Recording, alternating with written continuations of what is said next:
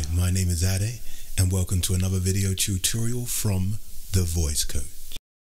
Hi, my name is Ade, aka The Voice Coach, and it's another one of my X Factor blogs looking at everything to do with the show as it progresses and looking at the vocal performances of one or two of the singers and giving a technical evaluation of how to improve on what they do. Now, we're going to flip the script a little bit from this point on. We're going to look at some of the good vocal practices and give you an idea of how you will be able to execute techniques in the way that they do. So this time we're going to look at the vocal performance of Lauren Platt. So we'll be able to find out how you can sing like Lauren Platt. Of course, we'll also have our other features, the performance of the week, and our X Factor news, looking at everything to do with what's been going on in the show the last couple of weeks. So what's been going on? 2 weeks since the last time I was on the blog.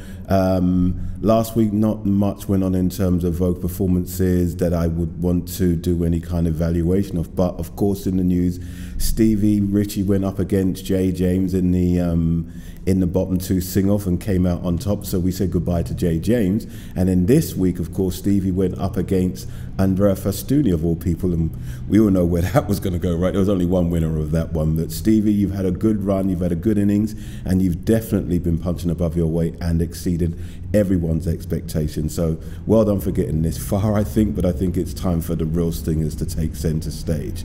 Of course, on top of that, we had the loss of Only the Young, which again, I believe at this stage of the competition was pretty inevitable, and we're getting down to the final five now. So we have Ben Hay now, we have Andrea Fastuni, we have the Kicks, as I will call them from now on, we have Lauren Platt, and of course we have Andrea Fastuni. So we've got 5 singers left in the competition, and we'll be looking at in a second or two what my considerations are for the performance of the week. So this week I have 3 nominations for Performance of the Week. I believe that in my preferred 3 this week, I think you have to go for Fleur East, definitely have to go for Lauren Platt, and finally, for me, for the first time ever as a group, you have to go for the Kicks. Now, normally I would go for James every time because he has been a consistently good vocal performer over the course of the competition. In my opinion, actually he should have been a solo singer and he would have been one of the contenders for the title this year. However, that's not to be the case. But this time, the Kicks actually sang a good song and sang it very well together. They're actually starting to sound like a band who could possibly, even at this point, I'd say at this late stage, make a run for the final 3 or final 4 maybe. I don't believe that they're going to win it. I think that will go to one of the other solo singers, but they actually have, as a group, have really come into their own, and they just need to start to try and look like a performing band on stage. Their stage set, their styling, and the way in which they interact with each other, and the way in which they use the stage. All those things are really not right at the moment, but vocally this week they were on point.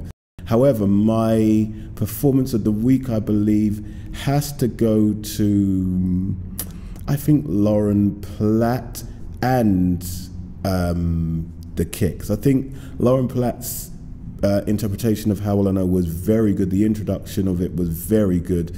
Lost its way a little bit in the second chorus, and the big lift out of it, it fell a little bit flat. It didn't have the dynamics and the push and the energy that it needed. And on the other hand, the Kicks sang together, like I said, for the first time very well, and they sounded like they could all sing. The harmonies were tight, and I think they did a very good performance of the song. So I'm going to give it as a joint this week to Lauren Platt and the Kicks.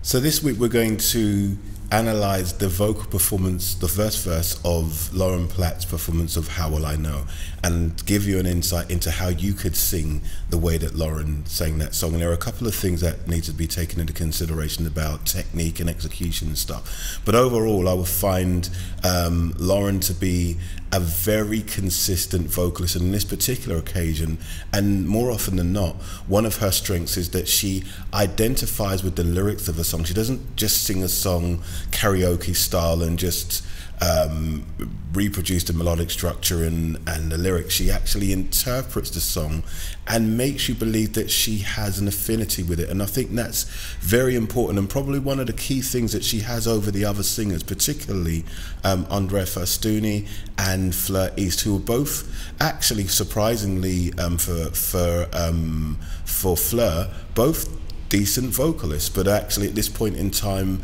singing, connecting with a song has been an issue, except for in one case with Andrea, who sang one song with real conviction, but generally it's a bit of showmanship that goes on with him. But with, as I said, with Lauren, the vocal control and the actual execution of the song from a lyrical perspective is very impressive, particularly considering her age.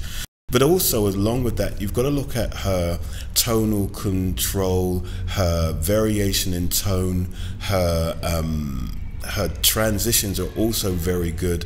Her textures and layers all give an additional dimension and separation for the song, which make her performances as consistent and as good as they have been, and as engaging as they have been as well. And like I said, particularly for the first verse on this particular song, you look at those different components of her performance, and you have to put her up as an example of how singers should be addressing and approaching their songs. So let's look at analysis of Lauren Platt's vocal performance and look at how you can actually produce the same kind or a similar type of vocal performance.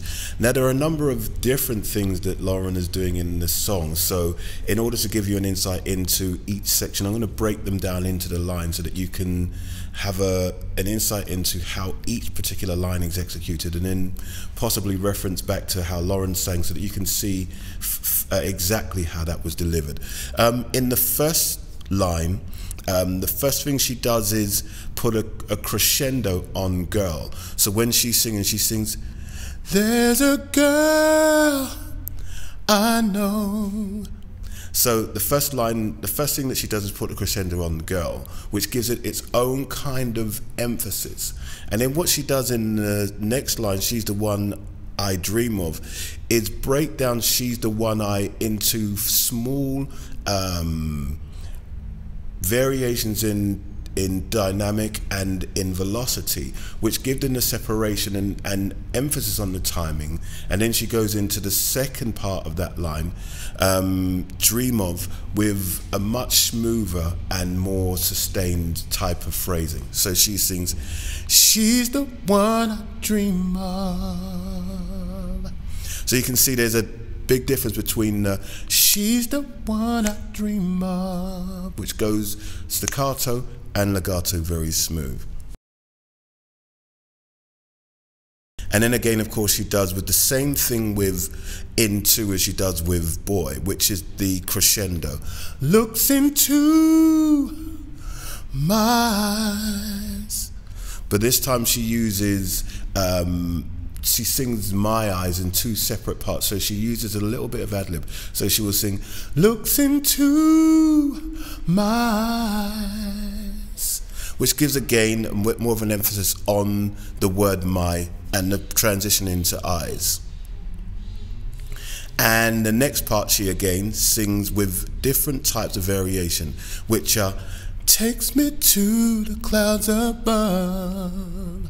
So she uses an extended note on "to" and then insinuated the clouds above. So "takes me to the clouds above." So there's no separation between the clouds.